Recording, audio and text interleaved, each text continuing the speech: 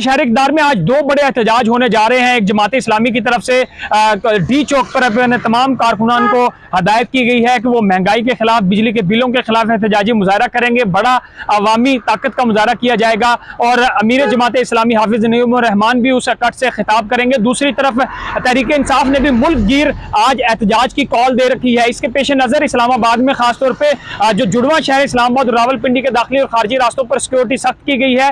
काफ़ी सारे रास्ते बंद किए गए हैं। खासतौर पर रेड जोन के तमाम जो रास्ते हैं दाखिली और खारजी, उनको बंद किया गया है। सिक्योरिटी बढ़ा दी गई है। डी चौक पे आज जमात इस्लामी ने एहतजाज की कॉल दे रखी है। दूसरी तरफ तहरीक इंसाफ ने भी मुख्तलिफ शहरों में मुख्तलिफ जो है जगहों पे आज एहतजाजी मुजाहरे करने हैं। लेकिन इस्लामाबाद की बात करें तो इंतजामिया की तरफ से दफा 144 नाफिज की गई है और किसी जलसे जुलूस रैलियों की इजाजत नहीं है। यह कहा गया है कि अगर सियासी इकट्ठ किया जाएगा तो उसके खिलाफ क्रैकडाउन किया जाएगा। दूसरी तरफ जमात इस्लामी के दफ्तर पे भी रेड किया गया, गिरफ्तारियां सामने आई। जमात इस्लामी ने अपने तमाम मुल्क भर से काफिलों को हिदायत कर रखी है कि वो आज जुमे के बाद पहुंचे जहां पे एहतजाजी मुजाहरा होगा। अब चूंकि हुकूमत के लिए काफी ज्यादा मुश्किलात खड़ी हो रही है, एक तरफ इमरान खान और तहरीक इंसाफ को अदालतों से रिलीफ मिल रहा है, दूसरी तरफ एहतजाजी मुजाहरे हो रहे हैं, तो ये जो सूरत हाल है सियासी काफी ज्यादा बदल रही है, गंभीर सूरत हाल हो रही है। हुकूमत के लिए मुश्किलात बढ़ रही हैं।